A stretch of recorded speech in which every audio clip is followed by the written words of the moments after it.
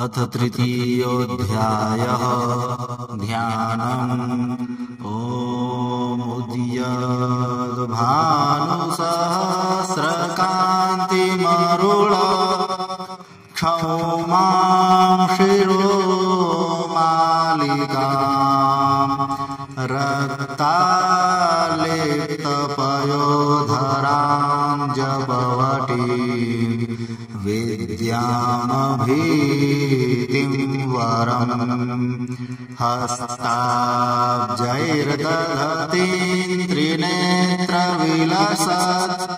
वक्त्रारविन्दश्रियं देवीं बद्धहिमांशुरत्नमुकुटां वन्दे रविन्दस्थिताम्। ॐ ऋषिरुवाच निहन्यमानं तत्सैन्यमवलोक्य महासुरः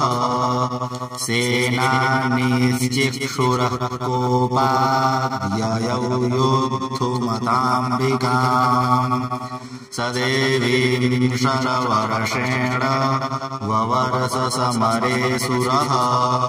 यथा मेरुगिरिः शृङ्गम् तोयवर्षेण तोयदः तस्य छित्त्वा ततो देवी लीलयैव शरोत्करान् जघान तुरगान् बाणैर्यन्तारं चैव वाजिनाम् चिच्छेद च धनुः सद्यो ध्वजं चाति समुच्छ्रितम् विव्याध चैव गात्रेषु छिन्नधनवानमाशुगैः सच्छिन्नधनवा विरथो हताश्वो हतशारथिः अभ्यधावत तां देवीं खड्गचर्मधरोऽसुरः सिंहमाहत्य खड्गेन तीक्ष्णधारेण मूर्धनि आजघानभुजे सव्ये देवीमप्यतिवेगवान् तस्याः खड्गभुजं प्राप्य पपालनृपनन्दन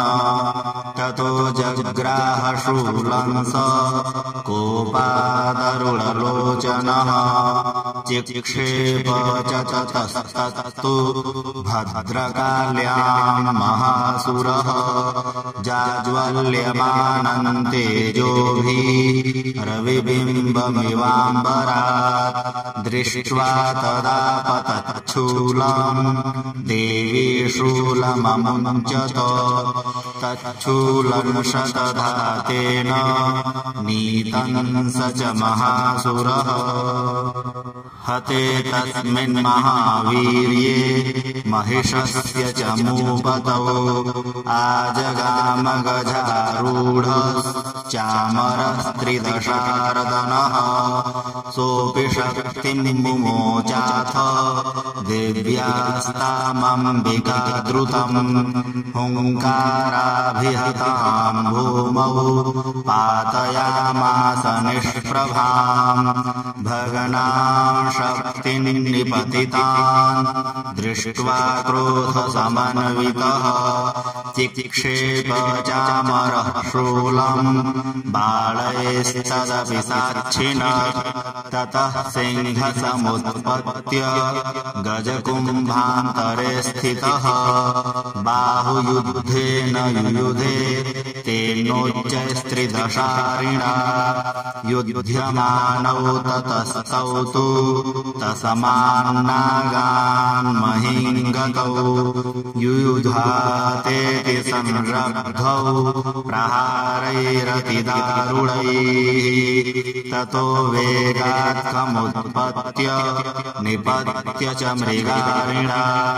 करप्रहारेण शिरश्चामरस्य पृथक् कृतम् उदगरश्चरणे देव्या शिलावृक्षादिभिर्हतः दन्तमुष्टिश्चलश्चैव करालश्च निपातितः देवी क्रुद्धा गदा पादपातैश्चूर्णयामास चोद्धतम् वास्कलम् भिन्दिपालेन बालैस्ताम्रम् तथान्धकम् उग्रास्यमुग्रवीर्यम् च तथैव च महाहनुम् त्रिनेत्रा च त्रिशूलेन जघान परमेश्वरी बिडालस्यासिनाकाया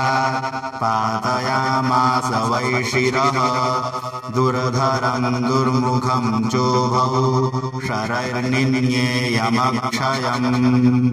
एवं संक्षीयमाणे तु स्वसैन्ये महिषासुरः माहिषेण स्वरूपेण त्रासयामास तान् गणान् कांशितुण्डप्रहारेण पुरक्षेपैस्तथा परान् लाङ्गूलताडितांश्चान्यान् शृङ्गाभ्याम् च विदारितान् वेगेन कांश्चिदपरान् नादेन भ्रमणेन च निःश्वासपवनेनान्यान् पातयामास भूतले निपात्य प्रमथानीकमभ्यधावत सोऽसुरः सिंहम् हन्तुम् महादेव्या कोपम् चक्रे ततोऽम्बिका सोऽपि कोपान् महावीर्यः पुरक्षोणमहीतलः शृङ्गाभ्याम् पर्वतानुच्चाम् शिक्षेप च ननाद च वेगभ्रमणविक्षोणा महेतस्य व्यशीरयत् लाङ्गूलेन हतश्चाब्धिप्लावयामास सर्वतः धृतशृङ्गविभिन्नाश्च खण्डम् खण्डम् ययुर्घनाः श्वासानिलास्ताः शश्वश्रो निपेतुर्नभसोऽचलाः इति क्रोधसमाधमात मापतन्तम् महासुरम् दृष्ट्वा सा चण्डिका कोपम् तद्वधाय तदाकरोत् साक्षिप्त्वा तस्य वै पाशम् तम् बबन्ध महासुरम् तत्त्याजमाहिषम् रूपम् सोऽपि बद्धो महामृधे ततः सिंहो भवत्सद्यो यावत्तस्याम्बिकाशिरः छिन्नति तावत् पुरुषः खड्गपाणिरदृश्यत तत एवाशु पुरुषम् देवी चिच्छेदसायकैः तम् खड्गचर्मणा सार्धम् ततः सोऽभून्महागजः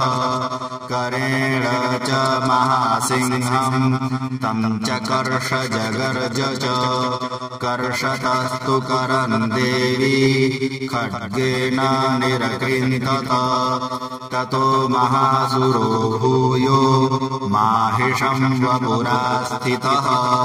तथैव क्षोभयामास त्रैलोक्यम् सचराचरम् ततः क्रुद्धा जगन्माता चण्डिकापानमुत्तमम् पपौ पुनः पुनश्चैव जहासारुडलोचना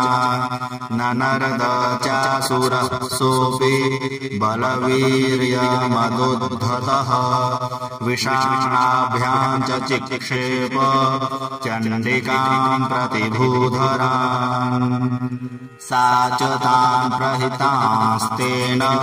चूर्णयन्ती सरोत्करैः उवाच तम् मदोद्धूत मुखरागात्कुलाक्षरम् देव्युवाच गर्ज गर्ज क्षणम् मूढ मधु यावत् पिबाम्यहम् मया त्वयैहतैत्रैव गर्जिष्यन्त्याशु देवताः ऋषिरुवाच एवमुक्त्वा समुत्पत्य सारूढा तं महासुरम् पादेनाक्रम्य कण्ठे च शूलेनैनमताडयत् ततः सोऽपि पदाक्रान्तस्तया निजमुखात् ततः अर्धनिष्क्रान्त एवासी देव्या वीर्येण संवृतः अर्धनिष्क्रान्त एवासौ युध्यमानो महासुरः तया महासिना देव्या शिरश्छित्त्वा निपातितः ततो हाहाकृतं सर्वं दैत्यसैन्यं ननाशत प्रहर्षं च परं जग्मुः सकला देवतागणाः तुष्टुष्टां सुरा देवी सह दिव्यैर्महर्षिभिः जगुर्गन्धर्वपतयो नन्रितुश्चाप्सरोगणाः ॐ इति मार्कण्डेयपुराणे सावर्णिके मनवन्तरे देवी माहात्म्ये